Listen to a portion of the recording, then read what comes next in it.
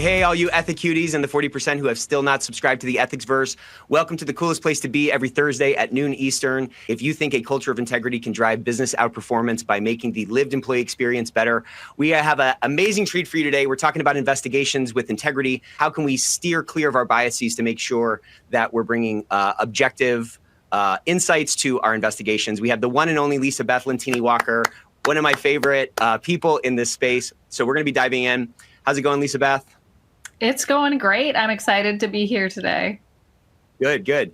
So as we're doing our introduction, as always, you know what we say, your network is your net worth. Neither are big enough. So drop your LinkedIn URL in the chat and connect with somebody today. You know, this is our space, our time to get together every week to sharpen our saw, to connect with each other, to share our best practices, the things that are working, the things that aren't, and take advantage of this opportunity. You know, here's Linktree. Go ahead and through this as I ramble for a quick sec, but we just came back from DC for Compliance Week. It was so energizing. It was awesome. The sessions were phenomenal. The venue was great. And just getting around all of these people who are all fighting, you know, this same battle that we're fighting in their own little corners of the world is always so energizing. And we had a great women's brunch breakfast. There were so many great sessions. Mary Shirley's session about rising stars, how to get more impact and how to advance your career was phenomenal. There's so many great thought leaders there. So many great things to learn. So if you weren't able to go, tune into our LinkedIn channel, because we have a bunch. You know, we did 100-something interviews, and we're going to be putting those clips up, asking people, you know, how men can be better allies and how women, how women have been inspired in their own careers and advance that from, you know, some other mentor in their lives. It had kind of a women's slant because we sponsored the women's brunch, but check that stuff out. Check out our Linktree. If you're not following us everywhere, you ought to be. This book is one of my favorite books. This is Raise Your Game, Not Your Voice. This is by Lisa Beth Lentini-Walker, our august host, and Steph Tashada. And what this book is about is really about how do you collaborate better and how do you change your voice inside your organization to be more resonant and be more persuasive. It's packed with tips. It's phenomenal. So if this is not on your bookshelf, you better participate in this chat today because we're giving out 5 of them because we love you, okay? World famous Ethico book giveaway. You know, I don't even like making money. I just like giving away books. Here's our ecosystem. This is our next gen tool that really helps you to find risks, diagnose those risks, mitigate those risks by engaging more people in your E&C program so that you can build an authentic culture of integrity that can drive out performance of your business over time. So this whole platform is a next gen platform that's built by us with input from you, people on the front lines, to get the feature sets that they're not getting elsewhere to really expand their impact. This next era in ethics and compliance, this next chapter that we're stepping into is going to feel way different than the last chapter, and small tweaks to what we're doing, small tweaks to our voice and how we interact with people and the tools we use can really create a lot of leverage to really increase the foundation for the culture of integrity that you're trying to build and really lead to all those positive externalities. So if you're interested in this, you ought to be. And if you're not, what's the matter with you? Just kidding. Book Spotlight. Here's the thing you can scan here, this QR code. There, we keep adding books, more and more books to the Ethico library. I want to share something really cool with you guys because I hadn't thought about this. And again, this is why I freaking love Compliance Week and going to these conferences and talking to folks. These books here that Tom Fox made, these children's books, this gentleman I spoke with, he buys a ton of these and he gives them out to people. He gives them out to the board. He gives them out to other managers and so forth. And he says he keeps doing it because he gets such positive feedback. It's obviously a low lift to spin through a 20-page kids book, but these books are written by somebody who's extremely smart, the voice of compliance, and they really kind of distill down what it is we do every single day. So check that book out. Click the spotlight if you'd like to try to get one. A lot of great books. Speaking of conferences, really quick, we are going to HCCA in Nashville this weekend. So if you are coming, definitely come by the booth. We'll be doing interviews. We have our no pitch zone in live in effect. We're going to be giving out books, tons of hoodies, all that kind of stuff. We also have a party on Saturday night. So if you're going to be in Nashville, it's open to everybody. Don't bring your friends. Just kidding, you can. We rented out a restaurant. We're going to have a bunch of cocktails and drinks, and I guess those are the same thing, and appetizers and all that kind of stuff. So come on by. We're going to kick the conference off with that. Nashville is the place to be. All right, enough about that. Podcasts are your friend. So you should be listening to podcasts when you're walking your dog or when you're doing the dishes. The Great Women in Compliance podcast is probably my all-time favorite, even including my own with my brother, the Gallocast. So every single week, they're putting out great content, great conversations, great perspectives. There's always something you can grab from that, creatively borrow, and implement in your own life. Also, Tom Fox and Christy Grant Hart have the Two Gurus Talk Compliance. So if you're not tuned into that, I encourage you to check that out. Every single one I've listened to so far has been good. And you can take that to the bank, okay? All right, 1 year free, still live in effect. This can help you de-risk your transition. If you're interested in that, reach out to us anytime. We are here to serve because we love you. Here's me and my spaceship. Nick Gallo, how's it going? Chief Servant of Ethico. And here's the real star, Lisa Beth Lentini Walker. Let's give her a great Ethicsverse welcome. We want to see 1,000 more emojis. So Lisa Beth Lentini Walker, author of this book, massive thought leader. She's the founder of the Compliance Career Connection, which is this phenomenal resource that has helped hundreds of people find jobs, hundreds of people to connect with each other and build their network. She really is a foundational pillar in this community and somebody that I've learned so much from. She's the CEO of Lumen Worldwide Endeavors. And I don't know, anything she's ever said, I'm like furiously writing down. Love that you're here, Lisa. Welcome to the Ethicsverse. I am, like I said, I'm just thrilled to be here. And I love what you're cultivating as part of the community. What I love to see is I love to see people connecting, learning together, being able to find those mentor relationships, those peers that carry you through the good times and the bad. And you know, with many things, we always hope there's more good times than bad, but there are always challenges in this profession. One of the things about this profession is you don't go into it because it's easy. You go into it because what you do matters. And what we do matters every single day, and how we show up to every single engagement actually drives great outcomes for society and for the organizations that we're part of. And one of the things we're talking about today is investigations. This is one of those areas where every single action that you take is outsized in impact. So I'm excited to talk about this. I'm excited to talk with you, Nick, because investigations are, I think, underrated. Totally. And are more complicated than they seem at the outset. And there's such an opportunity. I mean, it's such a direct interaction with the workforce, with the human sensors in your organization, whose engagement is necessary for you to do your job most effectively. And to your point, Lisa Beth, I think if we don't see the opportunity in it, then many times those interactions can end up not being as valuable as they otherwise could be. The way someone is ushered to their table going to a restaurant influences the dining experience and the impression that somebody has about that restaurant. And when somebody is in peril, quote unquote, or they're summoning up the courage to speak up about something, the interaction they have with your organization as part of that investigation it's going to leave some kind of a taste in their mouth. And Lisa Beth, to your point, I think the more conscious and intentional we can be about these opportunities, the more impactful we can be. Before we dive in real quick, I just wanted to tell everybody, you should see on your console, we just love all you Ethicuties out there. So we got a great handout for you today. We're going to be giving out a lot more resources along with these talks. We're going to have some special things coming out for Ethicsverse members. It's still free for now. So if you haven't subscribed, you ought to. But check on the console. There's going to be a cool anti-bias guide, essentially, that is yours to download, and we'll go ahead and send that around again. So anyways, let's dive into this, Lisa Beth. I'm going to kind of pass it to you. What do you think the biggest sort of gap is, or what's sort of top of mind in this discussion for you? So when it comes to investigations are a key determinant of how your culture manifests within an organization. During investigations, you find people at their most vulnerable, either because they're reporting or there's been something that's been raised about them, or they witnessed something that may make them uncomfortable.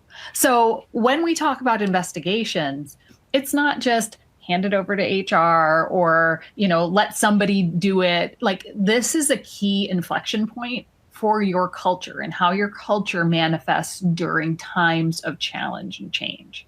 So I think that we ought to be spending a lot more time talking about investigations, making sure that we're doing them in a really mindful way, whether they're in person or they're online, because we do have a lot of online investigations now. But when we talk about investigations, we need to be going through that process with culture in mind at every junction. So that means in how you introduce yourself when you start an investigation, how you communicate throughout the process, and how it ends. And oftentimes, we don't think about all those different interactions for communication, for connection, for culture carrying. And so that's what I want to make sure we spend a little bit of time talking about today is how do we do this in a thoughtful, efficient way? Do you have those resources set up ahead of time, like the thank you letter for meeting with you today as you close out an investigation? It's really easy to forget those simple kind of niceties and courtesies and updates along the way. So if you don't plan for it, you won't do it.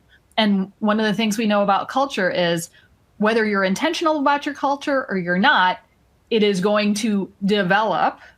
So right. I suggest being intentional about it because otherwise you're going to end up with some culture that you may not want. Because I love how you put that. I mean, if you have a garden, something's going to grow in there, right? Yeah. And if you're not tending to that garden, there's going to be a bunch of crap, weeds, whatever growing in there. And so that intentionality is so critical because you're going to get some kind of an outcome, you know?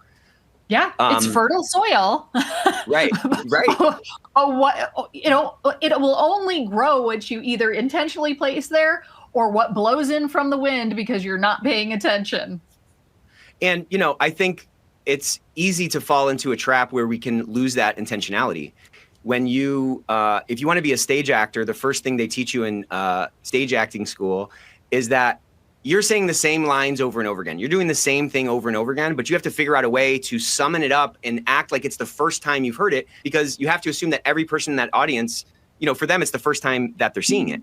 And when we have 30 cases to investigate or we have a massive caseload, it's easy to get caught up in the task and like, I have to fill these things out and push this forward and check this thing off my box. It's easy to forget that there's a human being on the other side who's, to your point, in peril or in, trying to be this culture carrier, be this guardian.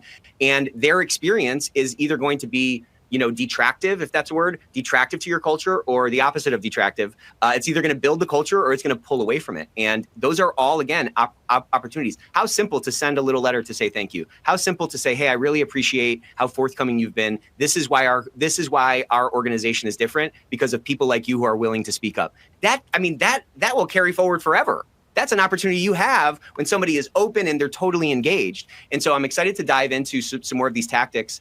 And, maybe we can start with some of the pitfalls, this thing of getting sort of caught up in the to-do list, just kind of losing sight of what that impact can be. I just think the mindset that we bring to these can really have a huge determinant on which way they go, 100%. And, like an actor, there are always going to be certain things that you have to tell people as you start an investigation. Hi, my name is blah, blah, blah. This is what to expect today. These are the things that we need from you. We want you to make sure that you're maintaining confidentiality, things like that. If you just are rattling those off, like it is a canned script because you have to get certain things in, people will notice, right? So you do have to bring those acting techniques, like it is the first time you're delivering it, because it is the first time you're delivering it to this particular person. And their first impression of you matters. Right. They can either see you as being somebody who is really connected with them, or they can see you as being just another cog in the wheel, the corporate machine, etc. So the minute that you start, you need to find a way to connect, even with those required, disclosures or whatever it is. And one of the things that I like to say is empathy has to lead. You have to be human and humane as part of the interview process, or you have already lost everybody and lost the culture that you're trying to drive. So let's just do maybe a role play or just kind of describe what that's like. How do you show up with that empathy, and how do you show up human and humane? And like, what are you looking for to like satisfy yourself that like that's been conveyed? How much time do you spend on that kind of a preamble, or is it just a general vibe? Like describe that thing and how we could actually implement that in our next investigation. Yeah. So the first thing that I like to do is introduce myself, make sure that I understand who they are, and give them a preview, much like you do when you're teaching a class. Like the best classes are ones that start out with, hey, this is who I am, and this is what you're going to learn. This is how we're going to go through this process together. And developing that instant set of like kind of feeling of community. And I look for visual clues and for audible clues, depending on whether you're in person or on a virtual platform. You can find out, is this person feeling uncomfortable? How can we take down the pressure on this particular situation? Acknowledge that it may be the first time that they're going through this process and that they may have feelings about it. And it's okay for them to share how they're feeling about this process, because then we can work on it together.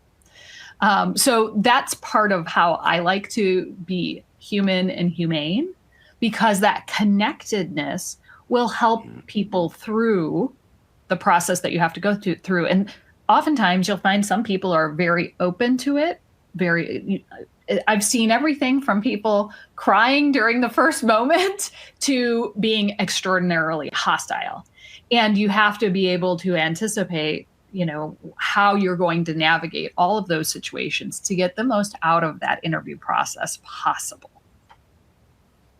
Yeah, you said a key word there, connection. And I think any kind of real connection, there's a foundation of trust there. And that's really what we're talking about. How can I establish a little bit of trust, establish a little bit of human connection, and kind of like, hit that pressure release valve, because there's probably some anxiety in that person, right? Like if somebody's crying when you first start talking, like what I'm envisioning is like this wave of relief that they're talking to a human being who, is giving them some empathy, versus the unknown, like negative outcome that, all of our minds are naturally going to kind of fill in any blanks or gaps or lacks of information with, you know what I mean? Yeah, absolutely. And I think it's really important to ask people, like, do you have any concerns about this process? Because oftentimes they will say, I'm worried I'm going to lose my job. I'm worried that, somebody's going to find out that I was the one who said something. And so I think it's very important to address fears and de-escalate at the very start, because that is a trust building exercise. And I think one of the greatest things that can happen from this is to have people say afterwards, like, this was the worst day of my life, but you made it better. Or this was, yes. a very stressful situation, but it wasn't as bad as I thought it was going to be. I mean, how much of how great would this be for a KPI? Like, how many thank yous do I get from reporters or people that I investigate? Like that, if somebody's thanking you back, that means they feel like they've gotten something out of this and that this connection is happening and so forth. But to your point, I mean, there's just so much opportunity in it. This is not, we don't have a factory full of like robots that we're interviewing. I mean, these are human beings that have their own baggage and their own biases and their own,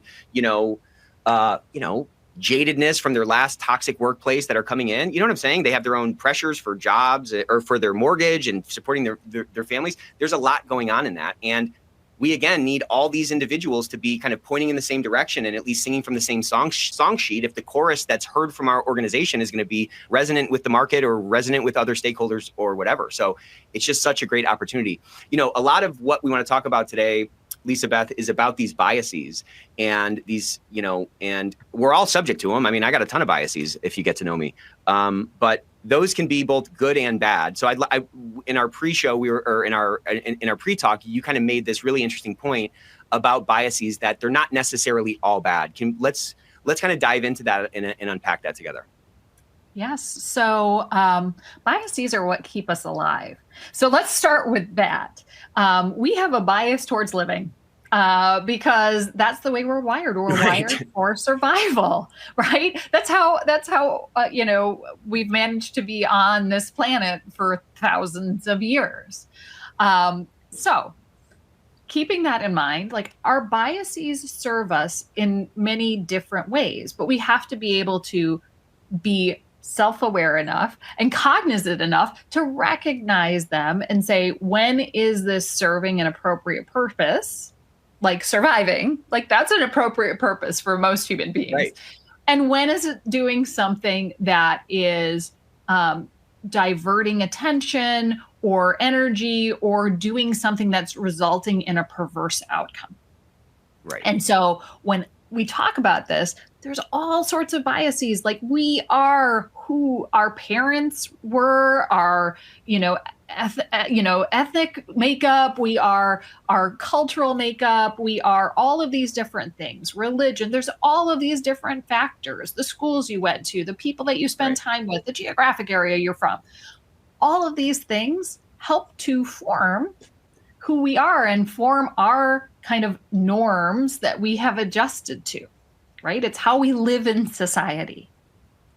And that's okay, right? You will meet lots of people who do not have the same as you, right? They may not have the same educational background. They may not speak the same language. There's lots of things that are going to be different about us. And making sure that the things that we've grown up with, what we are accustomed to, do not become biases as part of the investigation is important if it will, pervert the outcome, et cetera. Right. But I also think that some of the biases we have are by choice and make sense. For example, whenever we're doing an investigation, you should be biased towards the culture that is expected within the organization.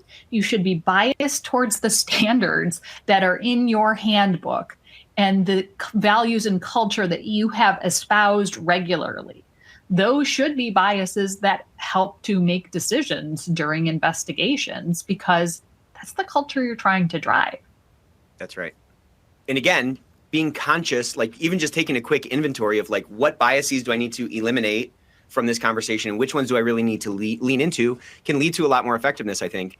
And to your point, a bias for action is great. A bias for fairness is great. A bias for justice, a bias for great customer service to the extent that the person you're investigating is considered a customer. Like, these are healthy biases that we definitely want to lean into.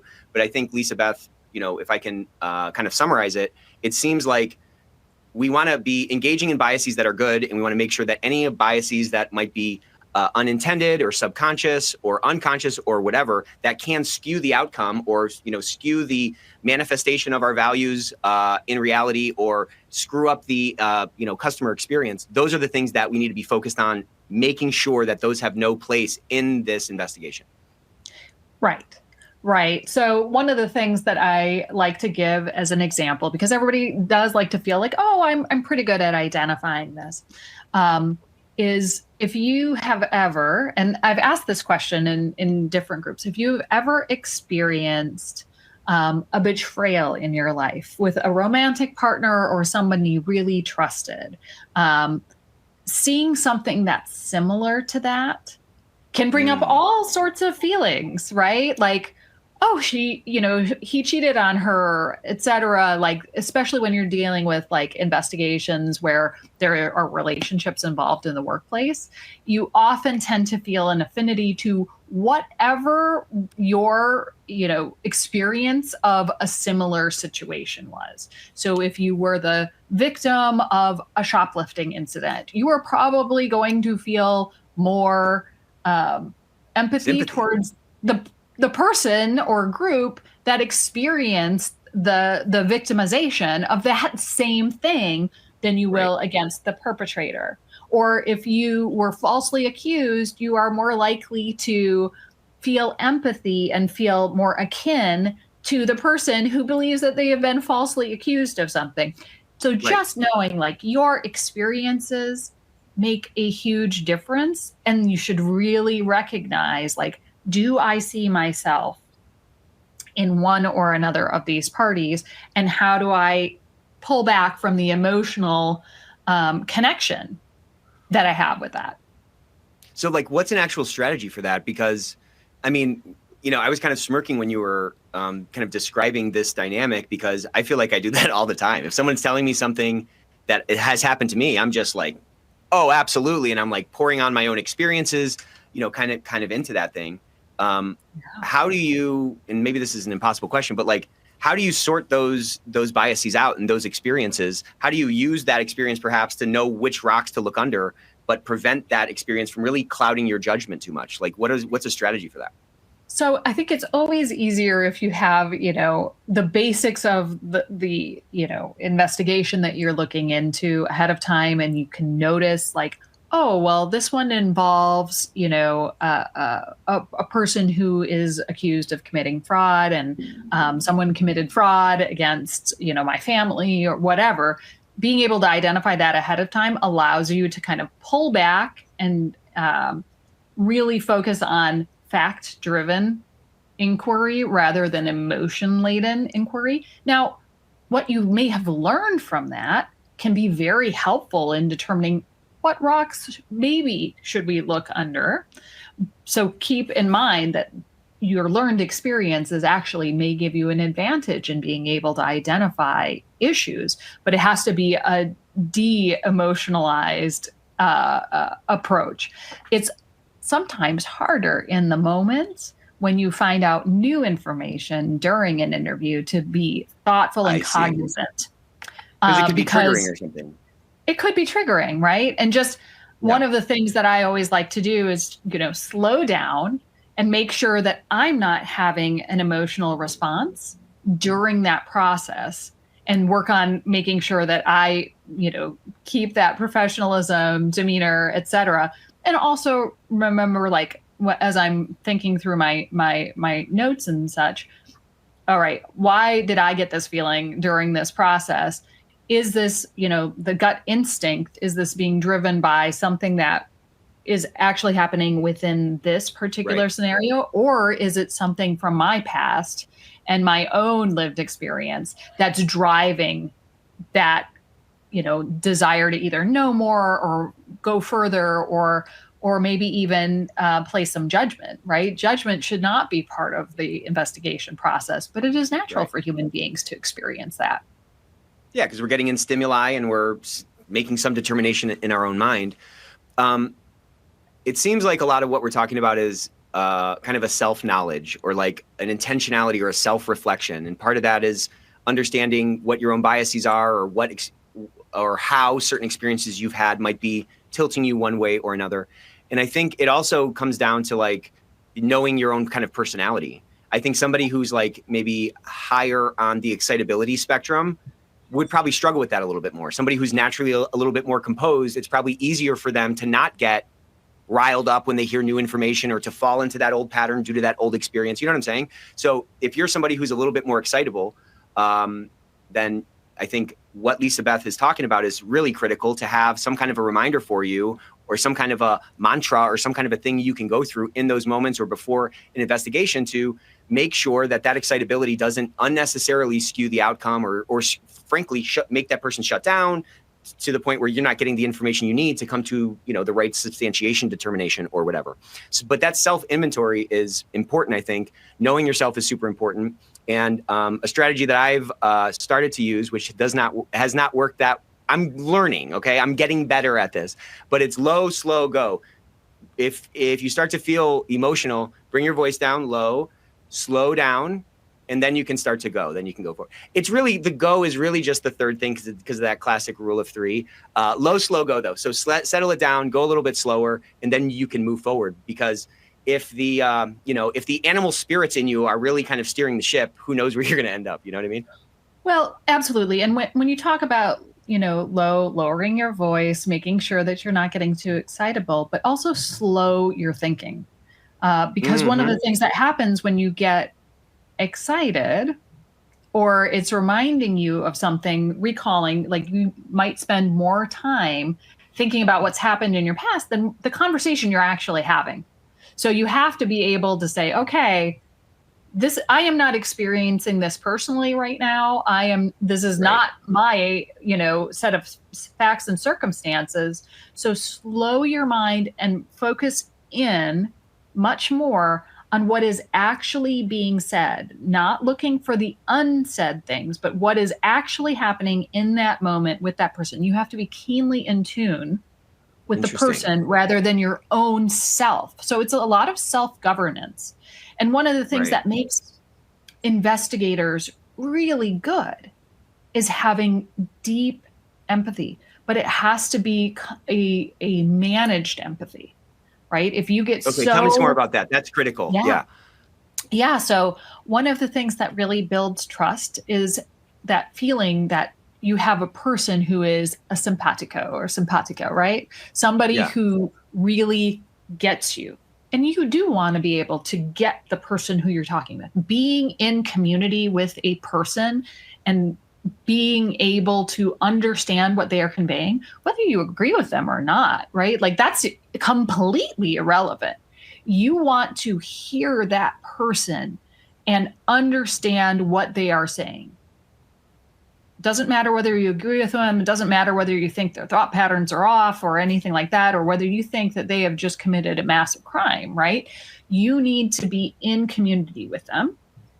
And you also need to be able to be, while being in community, have control over your own emotions and behaviors and be able to interact with them.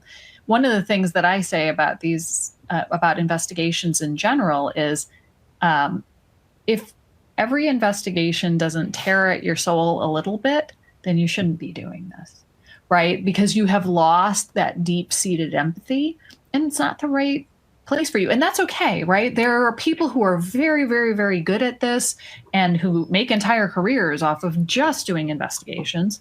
And there are other people who hate doing them and would rather, do anything but this. Right. And that's like, right. Understand, where are you falling on that spectrum?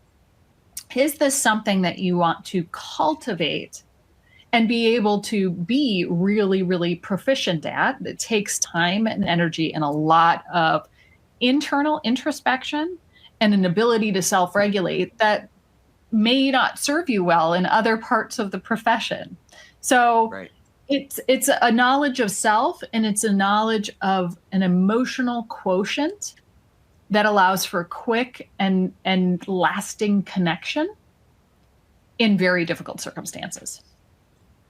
Well, you're a master at that. I mean, you're kind of famous for that. I mean, you are somebody who it's very easy to connect with. You seem very present in every single interaction I've ever had with you, and I could imagine how that has led to a lot of success on the investigation side. That ability to sort of have that authentic empathy and make those connections quickly while still managing your own sort of emotional state. That's a skill that you have that I really look up to. I think it's phenomenal. I'd like to hear your thoughts on this. So we got a great question from Marissa. Thank you, Marissa. This is good. Oh, real quick before I ask this, what you were talking about of like, if it doesn't tear at your soul a little bit, you're kind of in the wrong role. And what's interesting is that there's this sort of through line, I think, with some of these professions that are super subject to burnout. To Wendy's point, hey, Wendy, Wendy just talked about how a lot of what we've been talking about can lead to burnout. But there's this sort of through line between like vets and nurses and like EMTs and, investigators, that they battle with this, right? Of like getting their soul torn out every single day because they've seen something horrific, or it's a very tough thing. But it seems like, people that want to make a difference in the world, people that are trying to make the world better or leave it better, as Wendy says, kind of subject themselves to these like tough situations. And that self-care and that self-management is so critical, because burnout is available for all of us, especially for high conscientious people that are willing to sacrifice today for the future. Like the cases are going to keep coming, the to-do list keeps growing. So I just think it was a great point that you made. I just want to really underscore that you have to manage that burnout, because nothing good comes from that, right? Your investigations go poorly. Your home life probably starts to go poorly. Your work life seems, terrible, all that. Okay. So that Marissa this is something that I am like super passionate about is, I'm the well-being editor for Corporate Compliance Insights. And one of the things that I believe deeply is that compliance and ethics professionals do not have the support that we need for the type of issues that we often deal with. While Right. doctors often have, groups that specifically cater to their roles, and EMTs have emotional support, child protective services, even the lawyers have their own, well-being support networks. We don't have enough of that currently Right. for the emotional burdens that we take on in our roles. That said, one of the things about burnout is there are things that we can do to help prevent burnout and address burnout. And there are lots of resources that are available for that, but it is a risk. It is something that we have to constantly be aware of. And it's something that we need to be very cognizant of to reduce the burden and toil on people when it is getting to be too much. That burnout comes from situations where we feel like there's no way out and there's no way of making it better. Right. That's where you end up with that kind trauma. of tunnel that you're in. Right. Mm-hmm. Yeah, and if you guys don't follow Lisa Beth, you really ought to. I mean, literally everything. Those well-being articles are they're so spot on, and they fill such a gap in the market. You know, I was talking to someone at the conference, and they were like, you know, I love coming to the Ethicsverse because sometimes I start to feel like I'm like crazy out here. You know what I'm saying? Like, am I nuts? Am I the only person who sees the world this way? And just, again, getting into community and being community and surrounding yourself with people that are fighting the same fight can give you that support and, you know, all of that. So that could be a whole nother webinar. But listen to this. We'll have to have another one on that one. We'll have to. It'll be a 3-hour wellness session on the Ethicsverse. Okay, so this question came through when we were talking about our biases, and like we need to lean into our biases that are, you know, pulling the company's values into the conversation. And so Marissa said, that this gets kind of tricky when there's a discrepancy between the values that the organization officially claims to espouse and the values that the employees live out in their day-to-day experience. Ooh, so the cognitive dissonance. That's right. So how do you kind of reconcile that and not get resentment, not let that resentment sort of take hold in your heart as you're coming? Because that's a frustrating thing, right? It's like we say we're this, and yet everyone seems to be like living out this, and there doesn't even seem to be a push to close that gap. How do you reconcile that cognitive dissonance to make sure that investigation can be impactful? I love this question. So I really do believe that investigations are one of the most pivotal manifestations of values.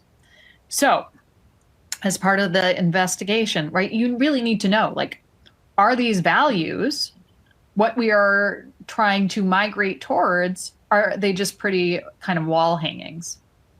Because if they're what you're trying to migrate towards, then you lean towards them. Even if the lived experience hasn't been wholly on point, the investigation is part of how you start closing the gap between what we say and what people are seeing every day. Exactly. Like, how else do you close that gap? It's it's a game time interaction with the organization. That's how the organization, you as a representative of the organization, can, to your point, close that gap, at least in the mind of the one person that you're talking to.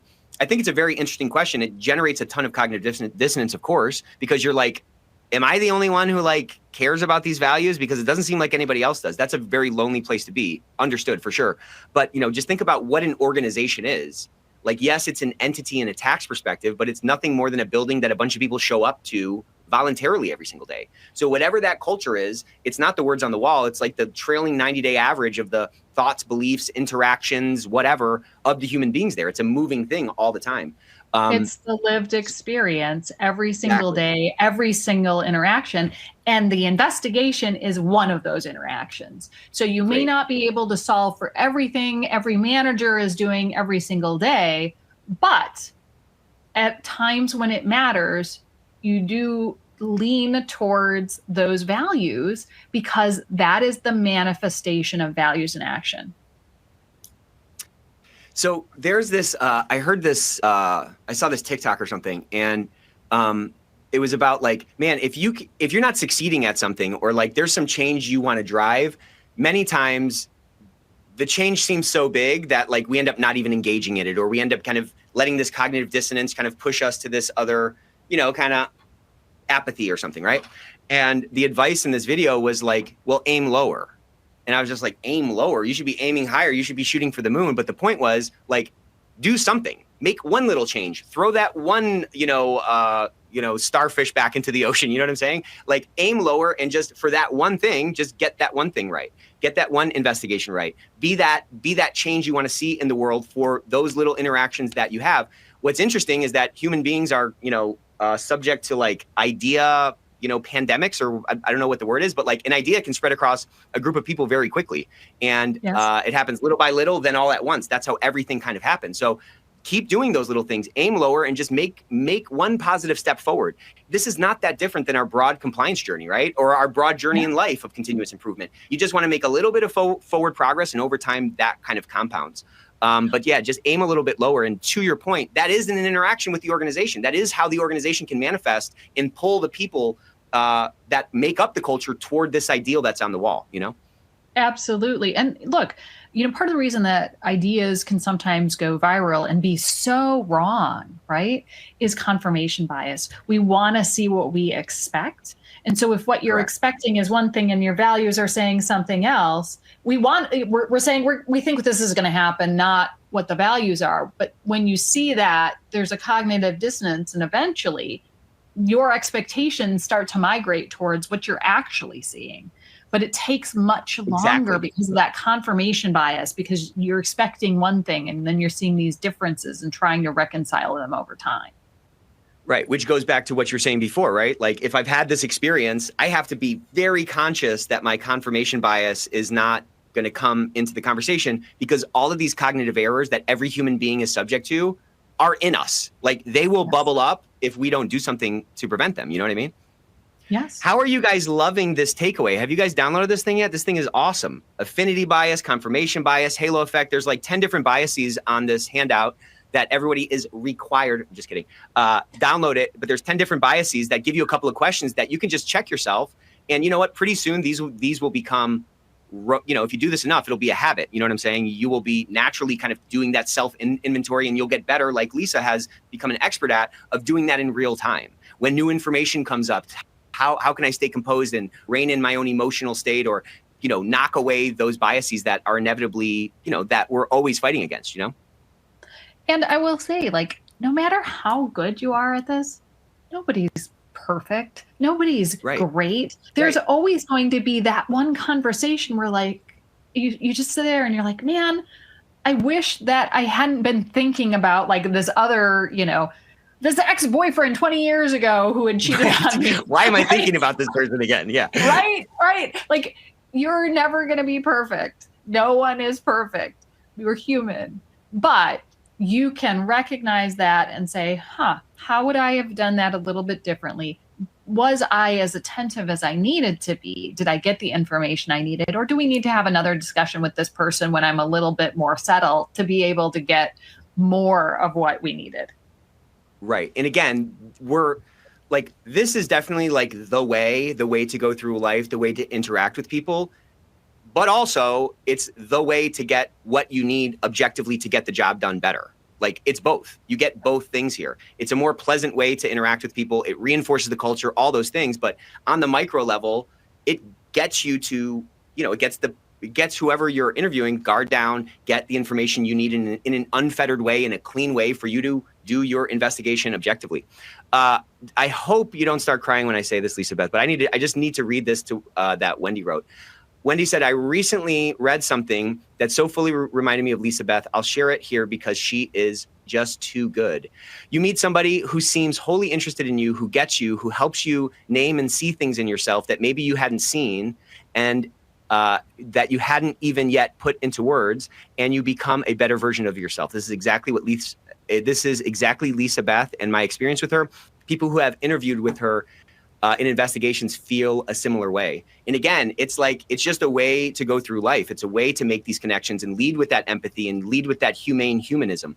And there's a lot to draw from you, and you're just a real inspiration to me. So thank you. Oh, that was very sweet. And thank you to Wendy. I think that as we go through this process, we have lots of ways that we can make life better for every single person. And that is part of the culture carrying that every person does in the investigation process. I have another question here. How do you navigate cultural differences and diversity considerations during workplace investigations to ensure fairness and inclusivity? And we talked about this a little bit in our prep show. And this can be particularly difficult, right? Because not only just biases, but also ignorance around sort of local customs. So let's kind of dive into this area. Yeah, no, I love this one because we did talk about it, and it is something that comes up regularly. So there are some cultures and even laws in certain places that require things that we may be unaccustomed to, whether it's a preference towards hiring certain types of people or biases against certain groups, right? We know in some jurisdictions, it's required to discriminate based on people's gender orientation, or based on, pregnancy and things like that. What you need to do in those situations, and what most international organizations do, is lean towards values, which is like, what is the employee experience that you are driving, and what does that look like for your brand? And sometimes you need to take just a breath to understand, okay, maybe in this society, it is very common for everybody to get together for the soccer game, and that is part of the workplace culture that they have driven in that particular location. Okay, does that jive with what you're doing from a organizational culture standpoint, or are there, takeaways that may need to be incorporated to make sure that it's not so wholly different in a way that is negative towards what you're trying to drive culturally? So you have to be mindful. In some places, for example, in Switzerland, it's actually encouraged to date in the workplace as part of the expectations, because of, laws that they have there, et cetera. You have to be able to either reconcile that or address it at the larger corporate level, depending on where you're headquartered and what you're trying to look at. So yes, this is something that always comes into play, particularly cross-border, where you have very different cultures sometimes, but hopefully you'll know who you're talking to, so you'll be able to anticipate some of the differences or some of the policies that may be in place. And of course, you have to familiarize yourself with the policies of your organization and the values of your organization. So, I mean, is the kind of rule of thumb, is the heuristic that kind of the values of the organization need to supersede those sort of local customs that might be in conflict with it? Do you feel like that's kind of the answer? To the extent that maybe, yeah, go ahead. A lot of times, you have to know what your organization says and does first, right? Because some organizations will say values always rule. Other organizations will say, except when there's a difference that is mandatory by law, and you should know, like, you should be looking at all of those documents, all of those artifacts of what culture are before you even start the investigation. Okay. Yeah, I guess the more pre-work you can do, the more you can sort of decrease the risk of you walking in blind, the better, Absolutely. You should know your stuff before you get there. Okay, so I really want to kind of talk some more about these biases, because I feel like it just creates so much, it creates so many unintended consequences. You said something about, being aware of your internal makeup, not only about personality or other experiences, but just like where you're at in a day. Do you feel like there's a best practice that's like, sometimes like before a speech, you'll like pause and like just take a breath or something? Like, what's a best practice to get back down to zero, either before an investigation, when you're feeling like overloaded because you got a bunch of travel and a bunch of, things on your plate right now? Yeah. How do we come clean and come like authentic to every, interaction? I love this question. And we did talk about this a little bit in the pre-work. One of the things that I've started incorporating is mini breaks between meetings, because I find that if I don't take a breath or a couple of breaths between one meeting to another, we can carry over some of those emotions or some of the experiences that we have, just because we're moving so fast. So I am a huge proponent of saying, you should never do back-to-back investigations, right? You should have one interview and then have some time, both to make sure that your notes or whatever you're keeping as part of that investigation are up to date, and that you've had a little moment to kind of be out of the conversation and be reflective, but also so you don't carry over whatever's happened in that prior interview. Like it may be you walked in on an interview and someone is sobbing because they are worried about X, Y, and Z. To go from that to another person without having a break would be, I think, a huge mistake. Yeah, and you know that saying, practice makes perfect, which is actually fake. It's not practice makes perfect. It's perfect practice makes perfect, because whatever you're practicing is going to turn into your habits. It's not about getting stuff done. It's about getting stuff done properly. And getting an investigation done properly is not just going through your questions and getting your questions answered. It's the holistic, multi-dimensional aspects of that interaction, the cultural impact of it, how that person feels. Are they going to speak up again? Am I going to get the information I need? Am I clouding my vision? Is this opaque? Is it transparent? Right? Like, all those things contribute to whether or not this thing is being done properly. And to your point, if that's our true goal, it's not just checking stuff off our list. It's we want to get it done right. Well, then we have to construct our schedules, like Lisa Beth is saying, in a way that sets us up for success. Going 1, 1, 1, 1, 1. I mean, I fall victim to this myself. Not in terms of investigations, but just stacking up so much. You know what I mean? And then showing up 60% to everything is not good, right? That's not getting stuff done properly. You know what I mean? Well, and it doesn't allow you to have the emotional capacity to be present with another person, right? If you are just rushing, you are not as present as you need to be in order to develop trust quickly, and then make sure that you have not been influenced by the busyness of it all. So you do need to have those breaks. And it can be as simple as taking, doing a little box breathing, taking a couple of moments, unwinding, mentally from the experience that you just had, to be able to be fresh and present and engaged in the way that you need to be to get the most out of those interactions.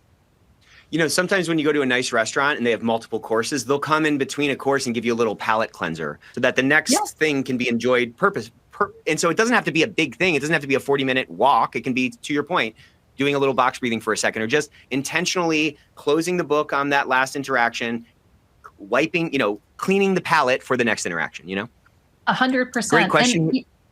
And that cleaning the palate, like making sure that your mind is cleared of any hangover that you have from earlier in the day, from somebody else who is like pinging you, like, et cetera. It is that wipe clear, this is new, this is fresh. And I have to be fresh and rise to that occasion too. So I want to talk about this question from Wendy. Biases go both ways. I'd love to hear your perspective on this. Biases go both ways. Sometimes people being interviewed also come with their own biases. Can you speak to an example of when you've had to overcome the interviewee's biases? How did you handle it in the moment? Did you take a breath? Did you reschedule the interview? Were there other strategies? For example, needing to bring a male interviewer because the person being interviewed has a cultural bias and refuses to speak to a woman. Phenomenal question. Yes. I mean, so I've seen quite a lot. I've had people who have asked me about my own sexual orientation and whether I would understand their community or not. And so, like, there are biases that go absolutely both ways. What I will say is, typically, what I like to do is there is a tendency towards connectedness if you feel alike. So you can use biases to your advantage by connecting in a way that makes them feel comfort in kinship. Interesting. Okay. So that can be anything. Like, it can be, I understand you're from Minnesota, and I know that you've gone blah blah blah. Whatever it is, you can find ways to connect very easily on things. And I know that, Nick, you mentioned one of the things we had worked on together was a networking discussion, and one of the things that you like to do was like linking when you introduce yourself, by linking, I'm from here and I went here, and as part of the introduction. Like, you can do that in your introduction to find ways and hooks for people to feel connected to you. I guess that's the key, right? Everybody has these biases, and if we need to have an actual authentic human to human connection, and we have to kind of sort through those biases. And I think the high agency approach is to say, okay, well, what's something I can do differently to overcome those and build that connection, despite these biases that might be baseless or don't apply to me or whatever, you know? You said Right. something that I just resonated so much with me. And I think in the last couple of minutes here, we can really dive into it. It's really about best practices, and something you said that you're going to hear me say 1,000 times now. So thank you for that. The best investigators are the most human. So I really want to kind of talk about those best practices and why us being the most human, or why the best investigators being the most human matters, and how we actually can do that more, be more humane. Yeah. So, like I said, deep empathy is one of the things that is the hallmark of a good investigator. Not deep empathy so far that you lose yourself in the process. You can be empathetic without losing yourself emotionally. And it's a fine line, right? And it's a very difficult one. Some of the best doctors, the doctors with the best bedside manner, are ones who have deep empathy, but they don't let that empathy cloud their judgment, or they wouldn't be good doctors, right?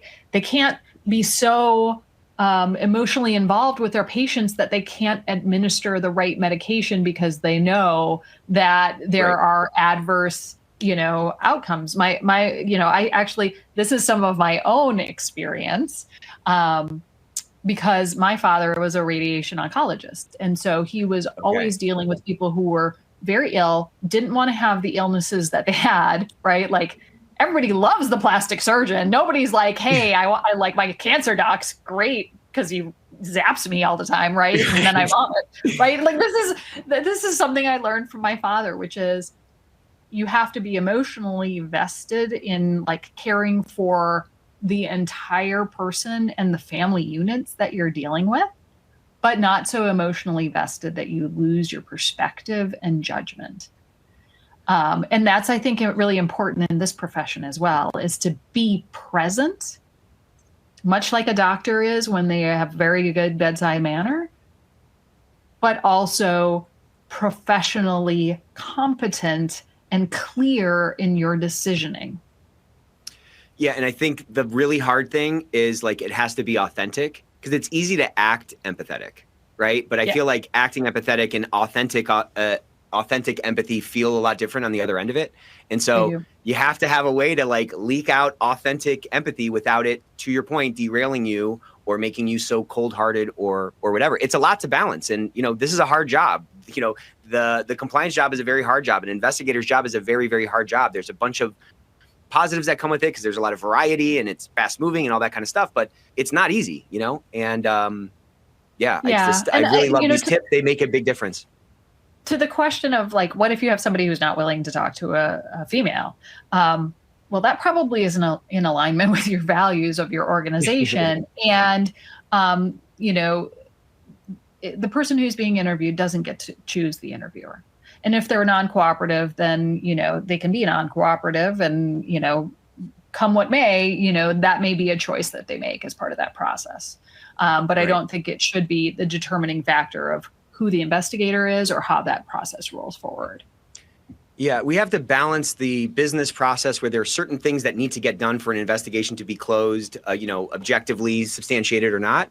But we need to wrap that in enough like humanism, to your point, to where we can make those connections, where we don't treat everyone the same, we don't treat them like robots, and we can engage with this kind of beginner's mind. Something you said, again, that I thought was brilliant was the worst investigators are the ones who have seen it all, who are very robotic and they've just seen it all. Well, if you've seen it all, well, then I don't need to engage in this emotionally. I don't need to be curious and actually understand. And that's going to feel different to the person on the other side of it. And that leads to a lot of, errors. That leads to a lot of erroneous conclusions, that kind of an approach. Absolutely. Yeah. Oh, I mean, every day is a new day. It's a great day to have a great day. And it's also a great day to learn something. It is a great day to learn something, and that's why I love Thursday. So we have a couple of slides here that I think are interesting about cognitive biases and things like that. So hope you guys enjoy those. You're welcome to download those. Please download the, that bias checklist. You know what I'm saying? How do you root out your biases checklist? And we'd love some feedback on that. We take very seriously the hour you guys spend with us every single week. We want this to be our place that we can all get together, that we can connect with each other, we sharpen each other's, sharpen our saws, get better, build our skills, and go back for the next week and really hit it and really change our workplaces. So I'm so honored to be a part of this community. So glad that you came today, Lisa Beth. And if there's, we're always open to hearing how these can be more valuable to you. We are really excited for next week. We're doing third-party, what is this one next week? Think Like a Compliance Executive, third-party risk tolerance. This one's phenomenal. This is with John Hughes. We're going to be diving into how can we better calibrate our third-party management with the organization's, risk tolerance to move a little bit faster, not get caught up in details that are not going to really matter, but still put a defensible program in place that can ensure that we're not letting too many, foxes in the hen house, right? Follow Lisa Beth. Lisa Beth, thank you so much. This was really so phenomenal. Really had a blast with you. Follow Lisa Beth on LinkedIn. Look for her at any conference, that she's at. Pick her session for sure, and check her out on Corporate Compliance Insights. Her writings there are phenomenal, and hopefully you won a book. Hopefully you won a book today. But if you didn't win, you can always buy it. All right, I'll see you guys next week. Thank you, Lisa Beth.